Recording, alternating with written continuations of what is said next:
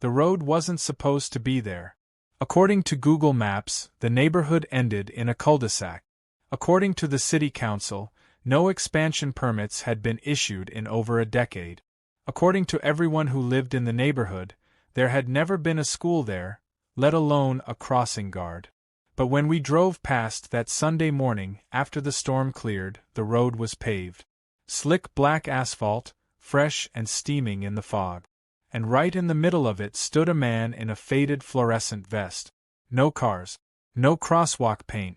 Just him, frozen mid-step, whistle around his neck, the metal stop sign in his hand rusted to the pole. We slowed. My brother Noah rolled down the window and squinted. "Did they build a school here?" he asked. I shook my head.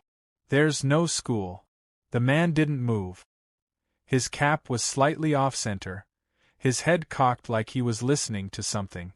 But his eyes were hidden behind wide black sunglasses, military issue, not standard for any crossing guard I've ever seen. We passed him. Slowly. I looked back through the rear window. Still no movement. He didn't turn. He didn't lower his sign. But the fog around him rippled, like heat rising off the road. A shimmer. And then he was gone. Not vanished. Not like that. Just not there anymore. The road looked empty again. We didn't talk much after that. Noah turned the music up and said it was just weird timing. We were both still rattled from the storm, and maybe the city had plans for a new school that hadn't made it into the news yet. That would have been the end of it. But Monday morning, the school bus skipped our stop. No driver explanation. Just drove straight past our corner. And when we looked down the street again, the crossing guard was back. This time, he was staring right at us. We ditched school. I know, bad decision. But we had to know what was going on. The guard had been on that same stretch of road for 3 days straight. No children, no traffic, no reason. And now he was looking at us like he recognized us. So we waited for Mom to leave for work. Then we cut across the neighbor's backyard and crept toward the newly paved road. I had my phone out. Noah brought his drone. "Get aerial shots," I told him. "We can post this if something goes down." It felt stupid saying it out loud, like we were trying to create some viral ghost hunting video. But the unease hadn't gone away. If anything, it was worse now. The fog rolled in every morning like clockwork, thick and wet, clinging to our clothes like smoke. And there was a smell. Rotting leaves. Wet rubber. Something else. The crossing guard didn't move as we approached. He stood at attention like always, one foot slightly ahead of the other. Stop sign held out to the side. Whistle unmoving. I took a step closer. Noah launched the drone.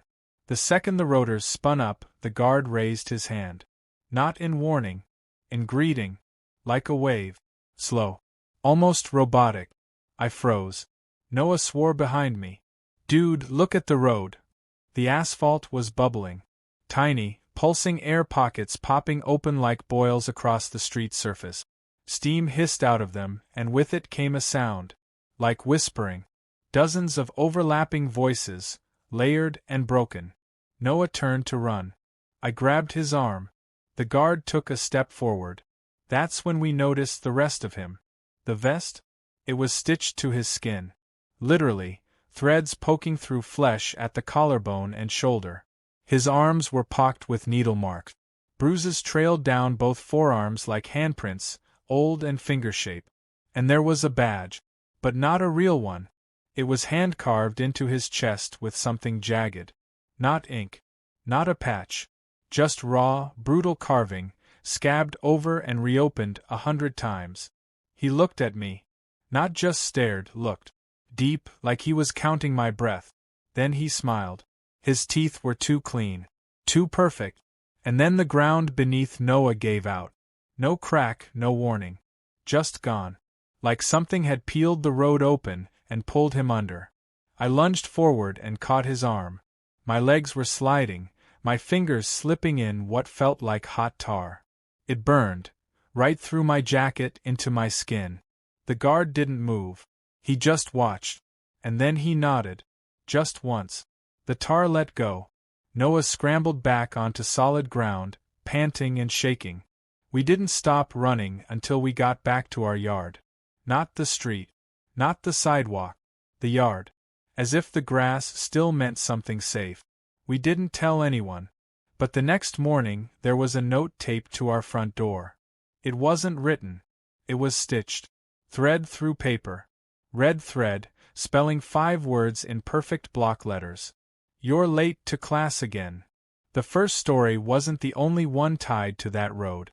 10 years earlier, before they repaved the block, before the fog, before the house that used to be mine was even built, there was a summer school counselor who disappeared. Her name was Haley Davis. She'd moved to the city fresh out of grad school, bright-eyed and desperate to get some teaching experience under her belt. Summer sessions at Weller Middle were shorthanded that year, so she volunteered to do both administrative and counseling work. She ran the cafeteria and helped at crosswalks. That's how people remembered her last, standing at the edge of that old road, waving kids across in a bright yellow vest, whistle at her hip, clipboard in hand, friendly, firm, always smiling. Until one morning, she didn't smile. She just stood there in the fog as the kids arrived, her mouth pressed tight, her shoulders still. No whistle, no clipboard, just a long, vacant stare at the buses as they came in. The school called it a heatstroke. She'd wandered off during recess, they said.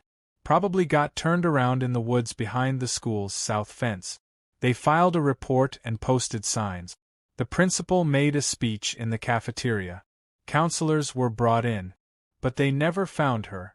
Years passed. The district restructured. Weller Middle was shut down, the land sold and bulldozed.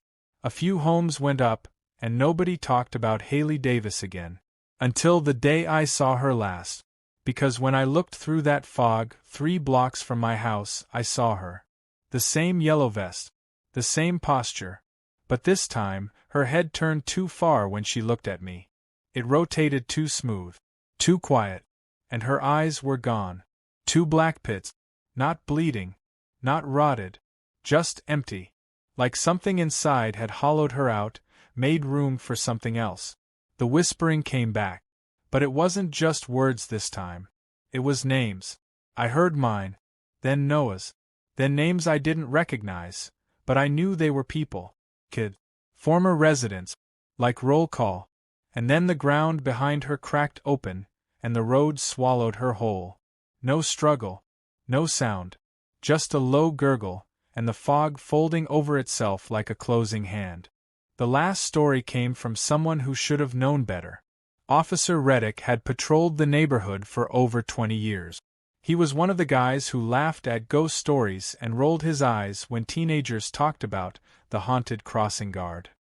He said the street was unzoned but technically part of an old easement tied to the school district's expansion projects from the 90s. Just asphalt and bad planning, he used to say. Until the day he radioed in from the street and never finished the call. Dispatch said he was reporting an unauthorized pedestrian directing traffic. Said the figure refused to speak but kept pointing at empty intersections, waving an invisible class across a non-existent street. Then his words turned strange. They said he started repeating things. First, normal things like his badge number and vehicle code. Then other words. Nursery rhymes. Then the names of old principals.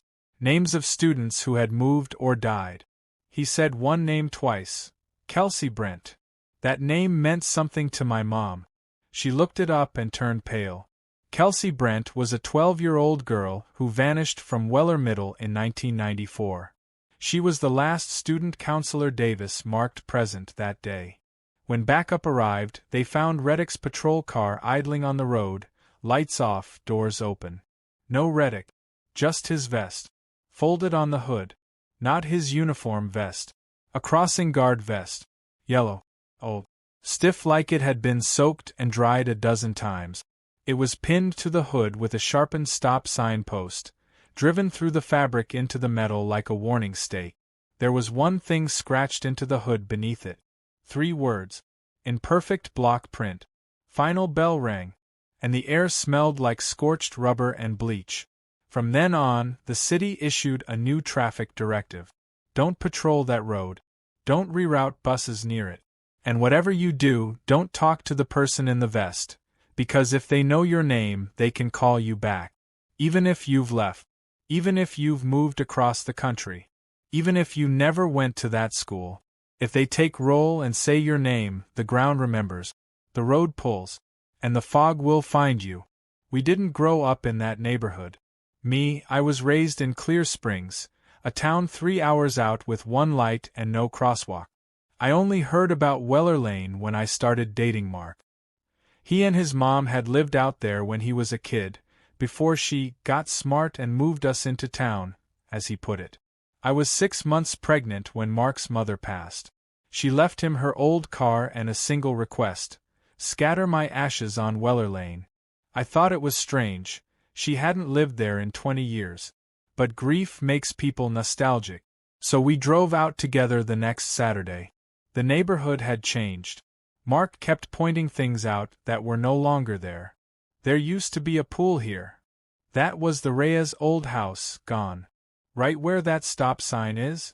That's where the school Saturday. He fell quiet when we reached the street. A patch of older asphalt cut across the neighborhood like a scar.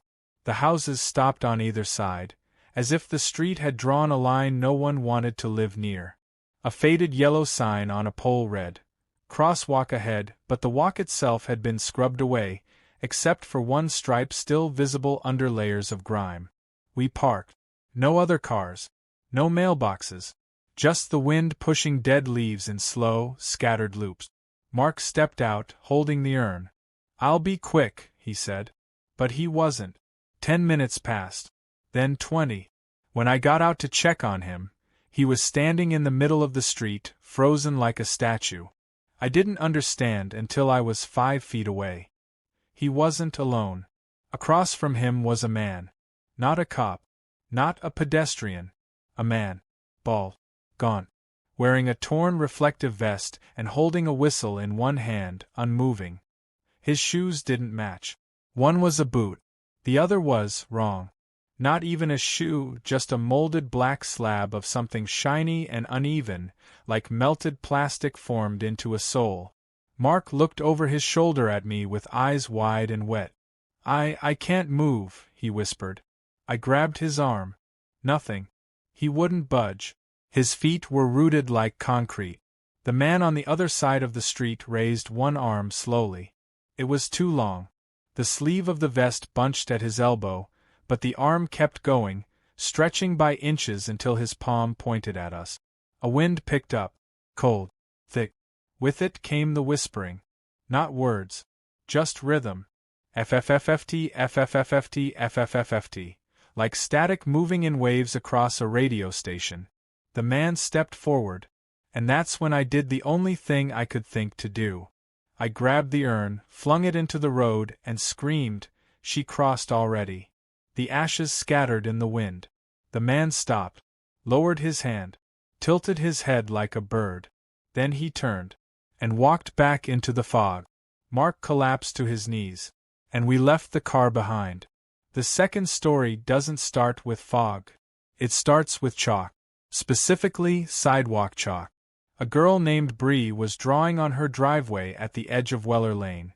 Not on the street, never on the street, but close enough to feel its breath. She was 12, homeschooled, and convinced her neighbor's cat was a spy. She had an active imagination and a knack for patterns. Her mom didn't like her playing outside, but that day she insisted. Just the driveway, her mom said. Nowhere near the road. Bree nodded. She had no intention of getting near the road.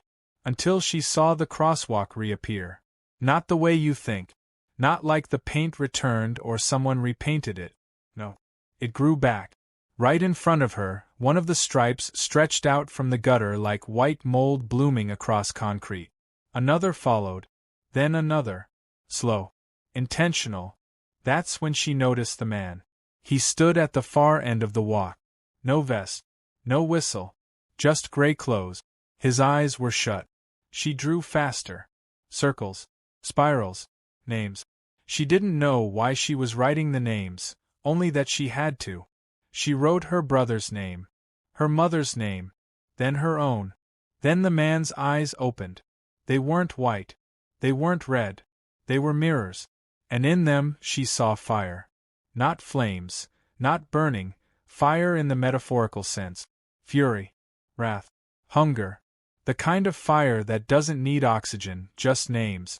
The crosswalk's end flared bright like it had been backlit by lightning. Bree dropped the chalk. The man took one step forward, and the driveway split under her feet. That's when her mom ran outside and screamed her name. Bree looked back. And just like that, the crosswalk vanished. The man was gone. And her name? It had been erased. Only her mom saw the mark left behind. A handprint in ash. And just beneath it, scrawled in a strange font, absent. It was the firefighter who first said it out loud. He was old, gray, the kind of man who still showed up to town council meetings even after retirement. Said he remembered the crosswalk before they paved over it. Said it used to lead to a school. Said the kids who crossed it never came back the same. Not right away, he clarified. They came home, had dinner, laughed, slept in their beds, but something about them changed. They stopped growing. People laughed. So he asked them a question. Name 3 kids you've seen on this block in the last year. They couldn't. Not one. Oh, they remembered seeing bikes left out. Heard laughter once or twice. Swore they'd seen chalk drawings on sidewalks, but actual kids? No one could say for sure. They walked the neighborhood that evening. 6 houses had toys in the yard. 4 had swing set. None had children. They knocked. Asked questions. Got weird answers. Tommy's just at camp. Julia's out of town with her aunt. But no one had recent photos. One woman, single mother, always kept to herself, finally confessed. Her daughter, Alice, stopped speaking after a man came to their driveway. Tall. No hair. Skin like river clay. He asked to take Alice across the street. The mother said no. The man said, she already stepped off the curb. And he disappeared. She found Alice that night in bed, eyes open, not blinking. She didn't blink for 3 days. When she finally did, she didn't remember her name. Didn't remember anything. Just smiled and said, I took roll today. The woman packed and left town the next morning. That was a year ago. The house has been empty since. But every so often, the neighbors swear they hear a child's voice say, present. And something answers, cross. It was a quiet corner of town, far from the original crosswalk. Industrial area. Shipping yard on one side, an old vending machine depot on the other. Just 3 lights strung over an empty 4-way stop. One green, one yellow, one red. They used to cycle like normal. Until they didn't. The green light stayed red. Always red. Not blinking. Not burned out. Just red. Solid and silent. The city sent technicians. They climbed the pole. Swapped the controller. Rewired the grid. Nothing changed. Then they checked the footage. That was the real mistake. There was a man standing at the crosswalk. Not visible in person. Only on the recording. They replayed it. Over and over. He didn't move. Didn't breathe. Just stood there, one hand raised like a crossing guard. And every time the footage looped, a new figure joined him. A child. Then a second. Then a third. Within a week, the red light had 27 people standing beneath it on the footage. Still red. Still silent. The city shut down the camera. But the red light stayed. And then people started reporting something worse. They saw their own kids under the light. And some of them didn't even have kids. One guy, Chris Madoff, manager at the shipping yard, said he saw a kid under that light holding a baseball glove with his name on it. He never played baseball. But the glove was in his garage the next day. No explanation. No fingerprint. Just a note taped inside. You crossed. They say if you drive through that intersection after dark, your brakes fail. Only at that stop. Only if you hesitate. You either blow through it or something gets in your car. One woman swore she heard the seatbelt click in her back seat just as she passed the red. She got home alone. But the next morning, her house smelled like river water, and someone had drawn a chalk line across her bedroom floor. The last person who dared to record the intersection was named Casey Brill.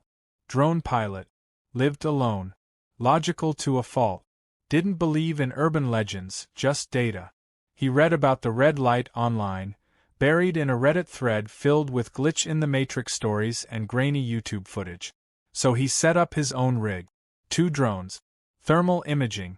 Night vision lenses. A wide-lens dash cam on his car. The whole thing cost $3,000 and a weekend. He wanted answers. And he got them. Just not the kind he could explain. He flew the first drone overhead. All clear.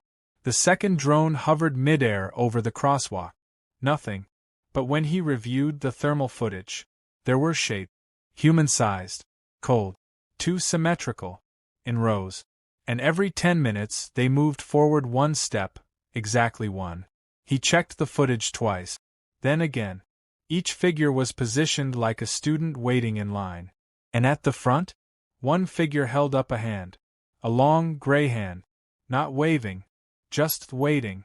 When Casey pulled up in his car at 2:13 a.m., the red light turned green. First time in months. He hesitated. Smiled. Guess it likes me, he joked to himself. Then the seatbelt in the back clicked. He didn't stop driving. Didn't stop even as his phone buzzed. A new notification. Roll complete. He didn't open it until he got home. It wasn't a notification. It was a photo. A school roll sheet. And on it, circled in red ink, Brill, Casey, present. He didn't sleep that night. The next morning, the green light was gone again. And 2 more shapes had joined the thermal footage. Neither had faces. But one wore a drone controller around its neck. The third story doesn't begin on a road. It begins in a dream. Rico had it first. He was 17, fresh off a late shift at the gas station near the lake. Dozed off on the couch, still wearing his boot. In the dream, he was standing on a bridge. An old wooden one, half-rotted, with no rails, just weathered planks suspended by rusted chains over a river of black ink.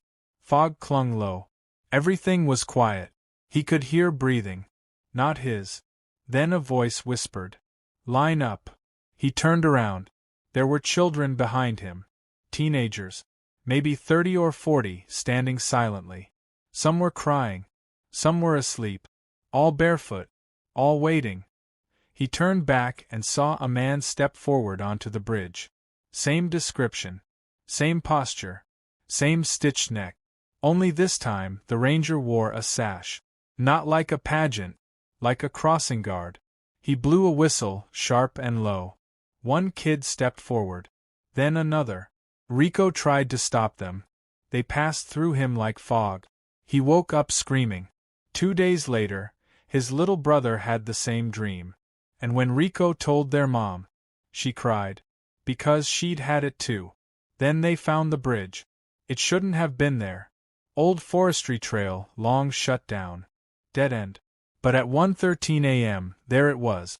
Stretched out over a dry creek bed that now looked like it led forever. No record of it. No history. But 3 other families in town claimed they'd seen it too. Always between 1 and 2 a.m. And always after someone dreamed of walking it. One man tried to burn it. Built a bonfire and threw gasoline at the base. The fire caught. But when they came back the next night, the bridge had grown. Wider. Newer. As if someone had started maintenance. The local historian swore it matched a sketch from 1904. A school field trip gone wrong. Lost in the woods. Only one child returned. She couldn't speak. Just whispered, "We took the bridge." And died the next day. It didn't take long before the town started tracking it. Every appearance was recorded. Rico's cousin even mapped the exact coordinates and times using satellite overlays. Each time the bridge appeared, the entrance moved slightly. Sometimes 20 feet, sometimes half a mile. But always near the edge of town. Always over dry, dead ground. And every time it returned, it had added something. New planks. Stronger chains. Lantern posts that hadn't been there before. Once, the entire bridge had been relit, lanterns flickering with pale blue fire. Someone whispered it looked like it was getting ready for a crowd. That's when 4 teenagers went missing. Not at once. Not from the same place. But all on the same night, within the same 90-minute window. 3 of them had texted about weird dreams the night before. One had posted a joke online. "Y'all ever dream of lining up on a bridge with strangers? Asking for my subconscious." They traced her phone to a ping tower just outside the state park. They found the phone on the ground. Screen shattered. The flashlight app was still on. And the last image in the photo roll? A wooden plank, with a single wet footprint. From a bare foot, facing forward. They called in drones. Search teams. Dogs. The dogs refused to step past the tree line. Whimpered. Pulled away. The searchers found nothing. But 3 nights later, the bridge came back. And it was paved now. Not just planks. It looked more like a causeway. At its center, the firewatch ranger waited. Same stiff stance. Same hat pulled low. Same stitched-together throat. He held a small flag in one hand. Red. A signal. That something was ready to cross. Jade had a theory. She wasn't a local. She'd been studying the town's missing persons cases for her thesis at the University of Lausanne. Folklore, cartography, and the myth of unmarked roads. She arrived with a stack of maps and 2 bags of camera equipment. Stayed at a rental on the edge of the ridge. And within 3 days she had a pattern. Each crossing site, whether road, bridge, or trail, traced the same circular route around the town's old school district boundaries. Which was strange, because the school had burned down in 1982. No cause ever determined. Just ashes and silence. The records were locked. Families move. And that's when she found it. An old yearbook in a thrift shop. Half the names were crossed out. One class photo had been completely erased. Just white silhouettes where kids had been. But the title above it still remained. Our final roll. Jade followed the coordinates of each appearance. She marked them in red ink. Each marked a corner of a 5-pointed path. A pentagon. Not by accident. She calculated when the bridge would next appear, and this time it wasn't in the woods. It was at the old school bus garage. Decommissioned. Condemned. Fenced off since the 90s. But at 1:01 a.m., a door creaked open. And an old yellow school bus pulled out. No driver visible. Headlights off. It coasted slowly down the road and vanished behind a low hill. Jade followed it on foot. Sprinting. Filming. She caught up just in time to see the bus drift onto a dirt path that hadn't been there the day before. The path led into fog. Over a new bridge. And she wasn't alone. On the other side of the ravine, she could see others waiting. Some stood. Some sat. But they were all looking at her. Waiting. For her to board. She turned and ran. Fell twice. Lost her camera. But made it out. Her audio recorder was still running. The last sound it captured? A whistle. Followed by roll call. Each name called in a slow, deliberate voice. Some names matched the missing. Others didn't. One of them was hers. Jade didn't leave town after the bridge. She tried. Her car wouldn't start. Her phone GPS only showed one road, one she hadn't driven to get here. A winding loop. She found herself circling the old district limits again and again, until finally she parked at a library that didn't exist on the map. It was small, cold, dusty. Yet the lights were on. And there was a room with books that weren't in English. Not quite. They looked like textbooks. Lessons on behavior. Obedience. Silence. She opened one and a single sentence was repeated across every page. Do not be late. Do not be loud. Do not be seen. She snapped photos, uploaded them to her cloud. The files vanished the next morning. Her email was empty. The screenshots corrupted. Even her search history had been wiped. That's when the floorboards began creaking at night. Not just in her rental, but in the places she visited. Always a steady march. Like the approach of footsteps in unison. One evening, she dozed off in her car and woke up inside a classroom. Wooden desk, chalkboard, a map of the old town pinned to the wall. No windows, no exit, just her. And a man standing in the corner with his face pressed into the wall. He didn't speak, but when she stepped closer, his body turned without his head following. His voice scratched the air. "This is where they come to wait." Then, chalk screeched across the blackboard behind her. Names appeared, each one fading into the next, until it ended with hers again. She bolted, ran blindly, and somehow staggered back into the daylight. But the sound of the chalk never stopped. That week, a siren rang out in the center of town. Old residents looked up from their porches. Some dropped what they were holding and closed their doors. Others locked them. The siren hadn't been heard in 40 years. It meant one thing, all accounted for. Except no one knew who had been counting. Jade did. She stayed up that night in the old school parking lot with a tape recorder and a satellite phone. At 2:12 a.m., she saw them arrive. One by one, people emerged from the treeline. Not just locals. Faces she'd seen in photos of the missing. A man who vanished in 1996. A girl who disappeared in 2009. 3 brothers taken during a camping trip in 1988. All pale. All silent. All wearing faint versions of school uniforms. They lined up without being told. Hands at their sides.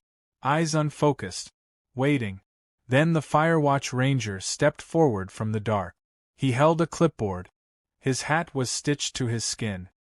He turned toward her and lifted the brim. Where his eyes should have been were rows of pins, like tacks on a corkboard, each holding a name tag. He began to speak. Each name was followed by a pause, and every time he paused, another one stepped forward, until the line was gone, and Jade realized there was one name left, her own. But before he could say it, the bridge behind him began to burn. Flames hissed up from the wood. Not natural fire. The kind that eats sound and leaves air colder. The ranger turned sharply, and for the first time, his voice trembled. From the trees came another whistle. Shrill. Demanding. And the students all turned. Walked into the fog. The ranger was last. He looked at Jade one more time, and this time, he blinked. Just once. Before he stepped backward into the mist. And vanished. The bridge was rebuilt. Just like the first tower. Just like the school. The town didn't petition for funds. Didn't vote. Didn't request help. And yet, it was always rebuilt. Jade left, finally. Or at least she thinks she did. She sent the story to podcasts. Reporters. Paranormal investigators. No one responded. Her calls go through, but the recordings never arrive.